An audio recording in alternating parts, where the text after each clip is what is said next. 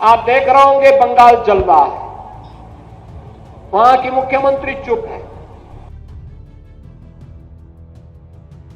मैं जोगी जी को रिक्वेस्ट करूंगा वो बंगाल में तुरंत आए और लगातार उन्होंने हिंदू का रक्षा करने के लिए यहाँ थोड़ा काम करे। जोगी जी का भी बंगाल में जरूरत है। पश्चिम बंगाल की मुख्यमंत्री ममता बनर्जी ने उत्तर प्रदेश के मुख्यमंत्री योगी आदित्यनाथ को लेकर के विवादित बयान दे दिया है। दरअसल आपको बता दें कि मुख्यमंत्री ममता बनर्जी ने मुख्यमंत्री योगी आदित्यनाथ को सबसे बड़ा भोगी बताया है। अब जिस तरीके से ममता बनर्जी का यह बयान सामने आया है, बीजेपी ने इस पर करारा पलटवार किया है और सीधे तौर पर बीजेपी नेताओं का यह कहना है कि ममता बनर्जी तुष्टीकरण की राजनीति करने के लिए कुछ भी बोले जा रही हैं, उन्हें दंगा रोकना चाहिए, लेकिन वो इस तरीके की बेतरतीब बयानबाजी कर रही हैं। तो दूसरी ओर आपको बता दें कि बीजेपी नेता शुभेंदु अधिकारी ने बड़ी बात कह दी है। उनका कहना है कि अब पश्चिम बंगाल को मुख्यमंत्री योगी आदित्यनाथ की जरूरत है। दरअसल आपको बता दें कि यूपी के सीएम योगी आदित्यनाथ ने मुर्शिदाबाद हिंसा पर बंगाल की मुख्यमंत्री ममता बनर्जी पर निशाना साधा। ठीक एक दिन बाद ममता बनर्जी ने योगी आदित्यनाथ के बयान पर पलटवार किया। उन्होंने महाकुंभ में हुई भगदड़ में मौत का मुद्दा उठाया। दरअसल बुधवार को कोलकाता में ममता बनर्जी ने इमामों की एक जनसभा को संबोधित किया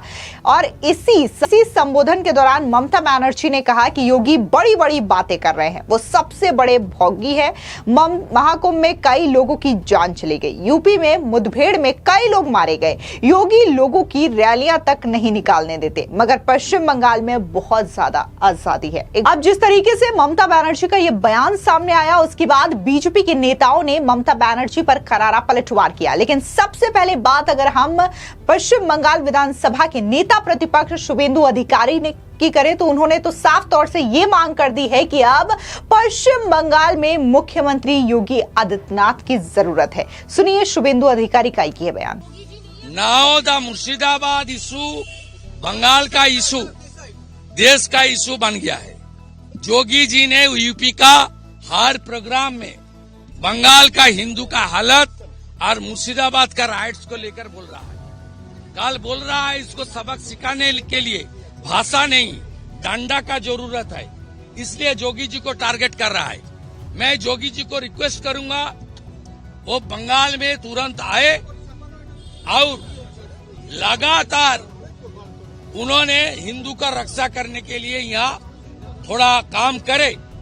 जोगी जी का भी बंगाल में जरूरत है और किस तरीके से उन्होंने यूपी में दंगाई को सबक सिखा रहा है, वो बंगाल का हिंदू जनता को आकर बोल के थोड़ा हौसला बुलंद होना चाहिए। वहीं बात अगर हम ममता बनर्जी के बयानों की करें तो इस बयान को लेकर के बीजेपी की नेता अपर्णा यादव का बयान सामने आया। उन्होंने साफ तौर से कहा कि महाकुंभ हो या फिर मुख्यमंत्री योगी आदित्यनाथ को लेकर के जो बयानबाजी ममता बनर्जी की ओर से की गई है वो काफी ज्यादा निंदनीय है। सुनिए अपर्णा यादव का ये बयान। सर्वप्रथम वो एक गणमान्य पद पर हैं, एक स्टेट की मुख्यमंत्री हैं और ममता जी से इस प्रकार की अपेक्षा नहीं रही है। अपितु मुझे लगता है जब व्यक्ति वृद्ध होने लगता है तो वो इस प्रकार की शायद बातें उनके मानसिक तनाव और अपने जो उनके बंगाल में हालात है उसकी वजह से वो आदरणीय मुख्यमंत्री उत्तर प्रदेश सरकार के श्री योगी जी के बारे में इस प्रकार की अभद्र टिप्पणी कर रही हैं। और बीजेपी के बारे में भी वो इस तरीके की पहले भी बातें कह चुकी हैं। उत्तर प्रदेश के बारे में वो बहुत पहले भी इस तरीके की अभद्र टिप्पणी कर चुकी हैं। मुझे याद है कि 2022 में जब इलेक्शन था उत्तर प्रदेश में तो उन्होंने कहा कि यहाँ पर जो है यूपी के जो लोग हैं बंगाल में आते हैं और पान थूकते हैं और अजीब से बात करते हैं, हल्ला बोल करते हैं और अभद्र भाषाओं का इस्तेमाल करते हैं और बहुत ही गंदा उन्होंने उत्तर प्रदेश के हर व्यक्ति के लिए बहुत ही गंदी बात बोली थी। तो मैं समझती हूँ सामाजिक सौहार्द बिगाड़ने पर उनको कौन ऐसी प्रेरणा दे रहा है कि वो भारत में रह करके आपस के ही स्टेट्स में इंटर स्टेट फाइट करवाना चाहती हैं। और यहाँ पर जो समाज में लोग हैं वो बहुत समझदार है। उत्तर प्रदेश एक ऐसी भूमि रही है जिसने बड़े बड़े लोगों को पैदा किया है, बड़े बड़े कवियों से लेकर के फिल्म जगत तक, बड़े पॉलिटिशियंस हो गए, आपके जितने बड़े लीडर्स हैं, जितने प्रधानमंत्री हैं, सब उत्तर प्रदेश से हुए हैं। तो मैं समझती हूँ ये इस तरीके की घटनाक्रम, और उनके स्टेट में क्या हो रहा है, उनके यहाँ पे महिलाओं के साथ किस तरीके की बात हो रही है, डॉक्टर तक तो सेफ़ नहीं है वहाँ पर। इस प्रकार की हरकत जो वहाँ पे आरजी कर केस में हुई, जिसके लिए मैंने स्वयं जो है गांधी मूर्ति पर जो है धरना दिया था। तो इस तरीके की ममता जी को समझना चाहिए कि वो किसी स्टेट के चीफ मिनिस्टर के बारे में बोल रही हैं। She her self is a chief minister. This kind of language will never be tolerated in the Indian सब कॉन्टिनेंट एंड फॉर एनी मुख्यमंत्री। आप इस तरीके की बात क्यों कर रहे हो भाई? वो एक पद पर हैं, आप भी एक पद पर हो। आप अगर इस पद पे हो तो आप कुछ भी खराब भाषा का प्रयोग करेंगे, ये बहुत गलत बात है। उनको माफ़ी मांगनी चाहिए अपने इस भाषा पे।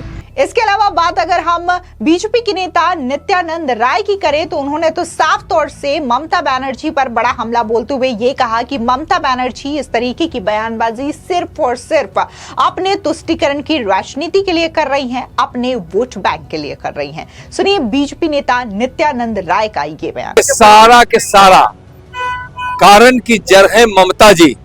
तुष्टीकरण नीति के तहत बिल्कुल ही सत्ता और वोट के खातिर वहां जो जघन्य अपराध करा रही है वह ममता जी के कारण हो रहा है और जनता सब देख रही है। ममता जी का नाम ममता है, अंदर उनमें कोई ममता नहीं है, क्रूरता है। इसलिए ममता जी जो आप कर रही है यह ठीक नहीं है।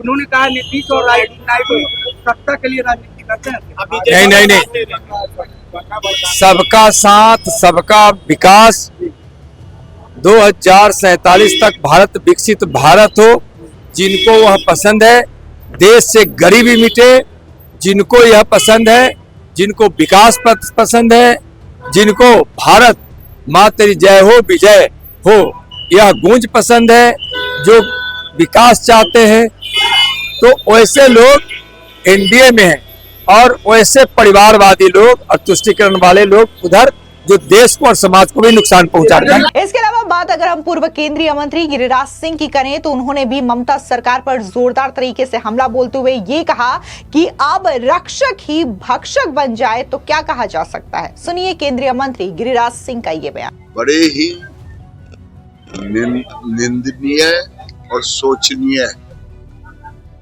क्योंकि बंगाल में जो घटना घट रही है सरकार के द्वारा घटित हो रही है और ममता बनर्जी चाहती है कि मुसलमान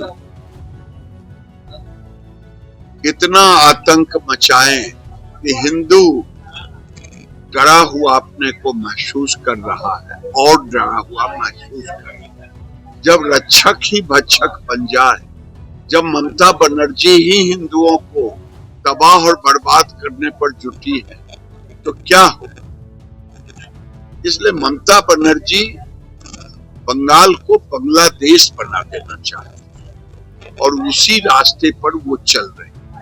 इसके अलावा उत्तर प्रदेश बीजेपी के प्रवक्ता राकेश त्रिपाठी ने कहा कि योगी जी ने दंगाइयों के बारे में बयान दिया था, मगर ममता बनर्जी को यह पसंद नहीं आया क्योंकि उन्होंने इन दंगाइयों को पाला पोसा है। योगी आदित्यनाथ ने यूपी को दंगा मुक्त बनाया। ममता बनर्जी की टिप्पणी निराधार है, वे यूपी मॉडल से सीख ले सकती है। आपको बता दें कि उत्तर प्रदेश के सीएम योगी आदित्यनाथ ने मंगलवार को यह कहा था कि बंगाल जल रहा है, मगर ममता बनर्जी चुप बैठी हुई हैं। वे दंगाइयों को शांति दूत बताती है। उन्होंने आगे यह भी कहा कि लातों के भूत बातों से नहीं मानते, दंगाइयों का एक ही इलाज है डंडा। योगी ने आगे यह भी कहा कि मुर्शिदाबाद हिंसा पर सपा, कांग्रेस और टीएमसी खामोश है। अब ममता बनर्जी का यह बयान जो है योगी आदित्यनाथ के इसी बयान पर सामने आया, जहां पर योगी आदित्यनाथ ने यह कहा कि लातों के भूत बातों से नहीं मानते। अब हालांकि ममता बनर्जी ने न सिर्फ अपने इस मीटिंग के दौरान मुख्यमंत्री योगी आदित्यनाथ पर निशाना साधा, बल्कि उन्होंने तो साफ तौर से केंद्र सरकार बीएसएफ तक पे जिम्मेदारी टाल दी और ये कहा कि ये जो मुर्शिदाबाद में दंगा हुआ है या फिर पश्चिम बंगाल की स्थिति खराब हुई है, इसमें केंद्र और बीएसएफ का दोष है। यानी कि ममता बनर्जी यहां पर अपने लॉ एंड ऑर्डर को लेकर के सवाल नहीं खड़े कर रही है, ना तो पुलिस से रिपोर्ट ले रही है और ना ही जो राज्य की अंदरूनी सूत्र होते हैं उससे रिपोर्ट ले रही हैं, बल्कि वो सीधे तौर पर इस पूरी हिंसा को लेकर के अब बीएसएफ और केंद्र सरकार को जिम्मेदार ठहराई हैं और उनका यह कहना है कि ये जो घुसपैठिए बाहर से आ रहे हैं बांग्लादेश से, उसकी वजह से ये दंगे हुए हैं। फिलहाल ममता बनर्जी का ये जिस तरीके से बयान आया है, इसको लेकर के राजनीति तेज हो चुकी है। जहां ममता बनर्जी ने मुख्यमंत्री योगी आदित्यनाथ पर हमला करते हुए उन्हें सबसे बड़ा भोगी बता दिया और ये कहा कि योगी जी सबको डरा करके रखते हैं, तो वहीं दूसरी ओर अब बीजेपी ये मांग कर रही है कि अगर पश्चिम बंगाल को कोई संभाल सकता है, सुधार सकता है, तो यहां पर योगी आदित्यनाथ को आना चाहिए, क्योंकि वो जिस तरीके से उत्तर प्रदेश को उन्होंने दंगा मुक्त प्रदेश बनाया है, अब वो ये काम पश्चिम बंगाल में भी करें और पश्चिम बंगाल को भी दंगा मुक्त प्रदेश बनाएं। फिलहाल इस पूरी खबर पर आपकी क्या राय है, कमेंट सेक्शन में जरूर बताएं। धन्यवाद।